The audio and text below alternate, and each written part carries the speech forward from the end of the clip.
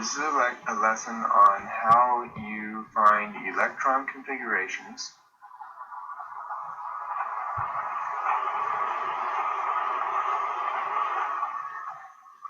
in diagrams.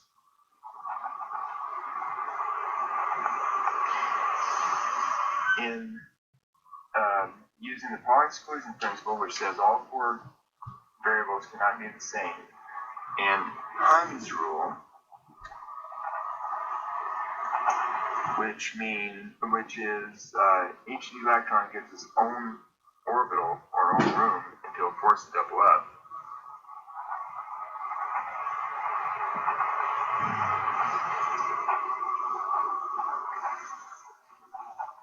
One electron until forced.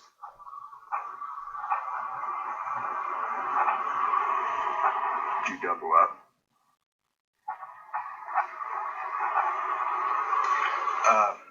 And electrons filling the lowest energy state, energy level first, would give you the way these are. How you put the electrons in when they come in to the atom.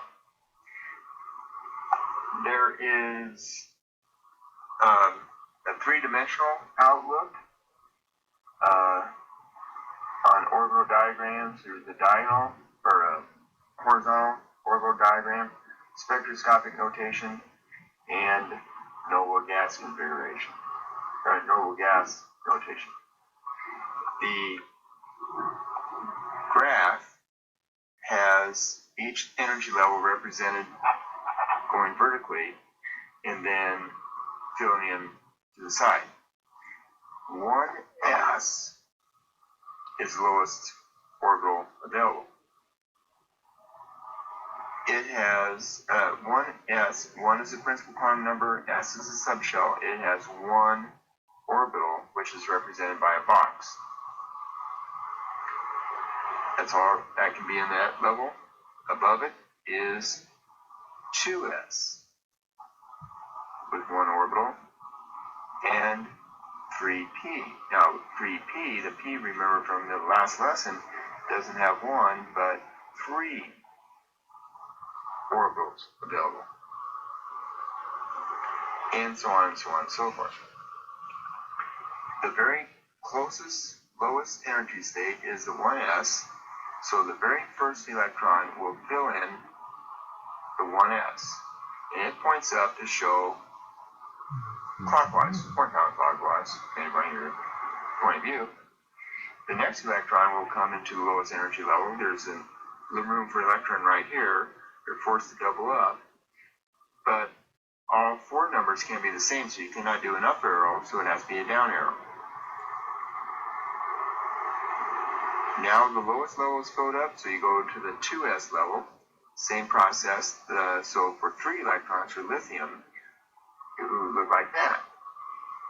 For 4 electrons, beryllium, it looks like that. For 5 electrons, 3p, looks like that. Now Hund's rule applies where they want to spread out. Remember, these electrons are negatively charged and they want to repel each other as much as they can. So this is going up for boron. Next up is nitrogen, and it will go up like that. Or carbon. It will go up like that, or down. Doesn't matter. Point of view. It's fine. Usually, traditionally, you go up, up, up.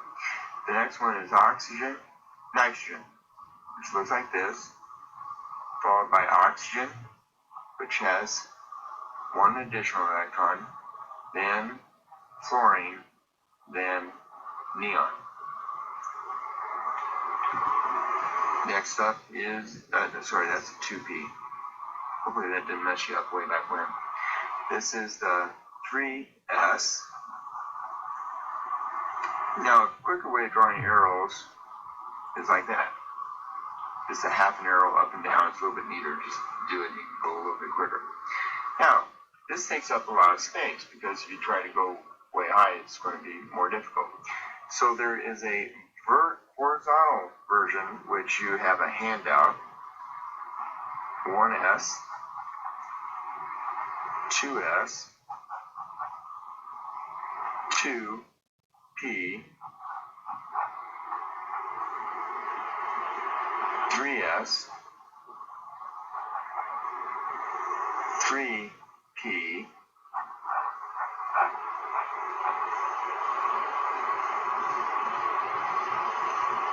now, an interesting thing happens. The orbitals start spreading out and overlapping. The next one, energy state in energy, absolute energy, is the 4s, not 3d. It just starts overlapping because they're so close together. It's, here's the 3 level, 1, 2, 3. The average 3 level is here. The 4 level for S, P, D, F, the average 4 level is up here. But the individual levels often, after the 3P, overlap. And you don't have to memorize how that happens because that's on the top of your periodic table. Next comes the 3D, and it has 5.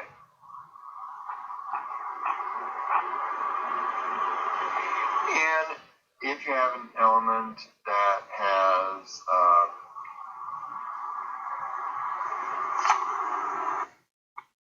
if you have chromium, which is an element that has 24 electrons in it, all you do is just draw arrows until you get to 24, and then you stop.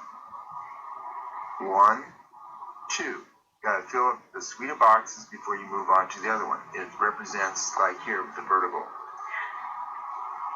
3, 4, 5, 6, 7, 8, 9, 10. Notice you had to fill up each one separately before you came back. So we're up to 10, and we said we're going to go to 24, 11, 12, 13, 14, 15, 16, 17, 18, 19, 20. We're up to 20.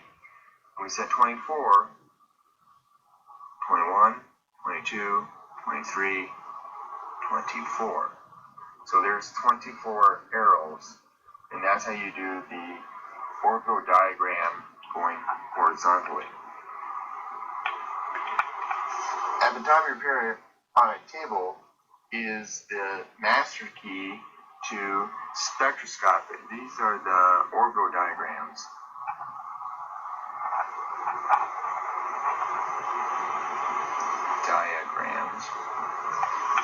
Now we're going to do the spectroscopic notation. This is a shorter cut. These, the orbital diagrams, identify all 4 quantum numbers: the principal, subshell, the orbitals, and the spins. What you're doing on spectroscopic notation is you're sacrificing the orbitals and the spins. You're just telling you how many electrons are in the 3p. Up at the top of the periodic table, you have notations that look like 1s2, 2s2, 2p6, 3s2, 3p6, 4s2, 3d10. This is the exact same thing as up here, but it took up half or so of the entire space. So it's a quicker way. You're sacrificing details for brevity. So, suppose you have an element that has 15 electrons, and that would be phosphorus. Phosphorus 15.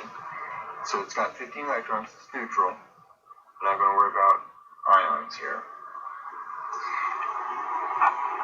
2, 4,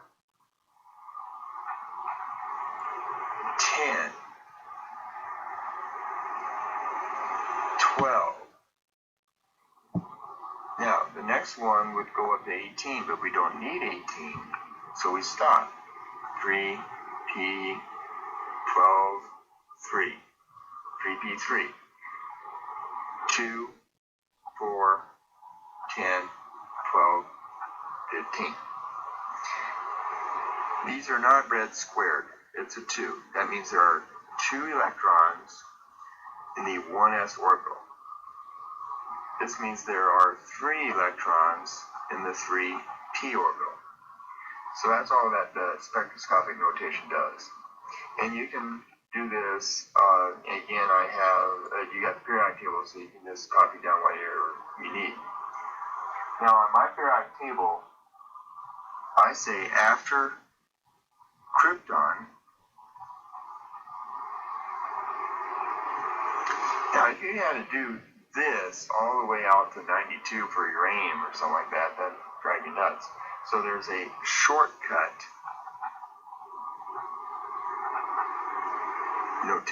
spectroscopic notation.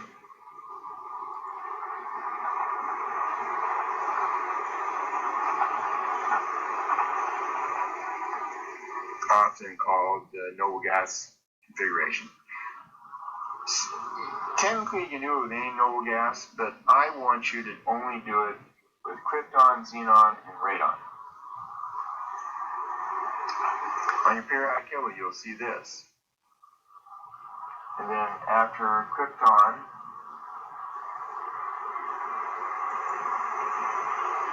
you'll see 5s2. What this does is it replaces everything to the left. So instead of doing all this other stuff up here, 1s2, 2s2, 2p6, whatever it is, you start with krypton 36 and continue on. If you have rubidium, which is 37, 5s2, or 5s1, sorry, that would be 37. So that's how you do that.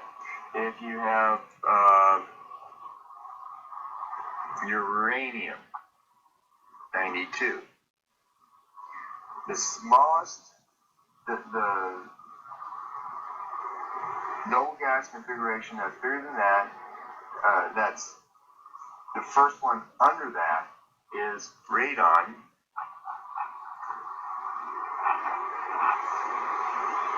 86. So you got the first 86 taken care of. Boom, done.